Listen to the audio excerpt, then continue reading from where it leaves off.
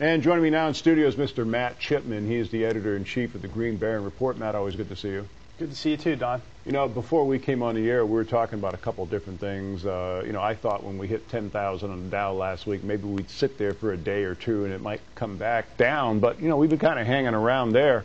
But some of the disturbing news on the horizon, of course, is unemployment. We've seen another bump in unemployment initial job claims this week. But what that data is not showing us, and we're not hearing about, is there's about 6,000 or 7,000 people a day that are losing their unemployment benefits. They've run out. And that's going to have a serious effect, of course, on the upcoming retail shopping season. Well, you didn't mention the pay cuts that that the executives are going to see too. I don't know if that'll hurt their Christmas, but because they seem to be making plenty of money. Well, going back to the Dow, you mentioned that we bumped up against 10,000, and we're hanging in there. Markets always seem to rally more than you expect them to, and they sell off more than you expect. The rally is surprising a lot of people. There were a lot of things that attributed to the huge decline we had. There were forced sellouts. There were hedge funds going out of business. I mean, there was massive dumping of stocks.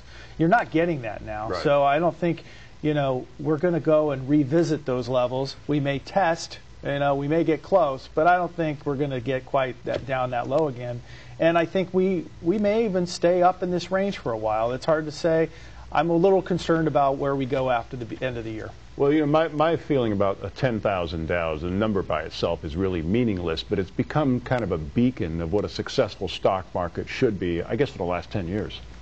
Yeah, I remember, years ago when we were predicting we'd break 10,000, back when I was a stockbroker. It was, and they were all saying it would go there. When it's kind of crazy to think we're not there now. So yeah.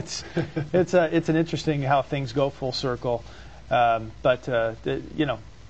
There are still some very healthy areas. I like special situations. I kind of always have, but I really like them now because if we happen to underperform over the next year, because after this rally we're going to have this leveling off, which I think we may, I think some stocks are going to way outperform the others, and that's what we focus on.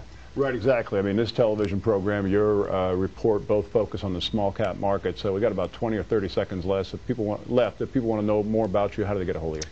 Well, we're coming out with a lot of trading alerts, and stock picks, and we come out with them quite often, and they're doing excellent as far as I can say. Go to thegreenbaron.com, click any Join Now icon, and you can join for free. There's no way we don't share your email, and it's very safe. Okay, good. Once again, Matt Chipman, he's the editor-in-chief of the Green Baron Report, and again, for more information, you can visit their website, thegreenbaron.com. Matt, your analysis is always appreciated. Thanks. Thanks for having me. Take care. And with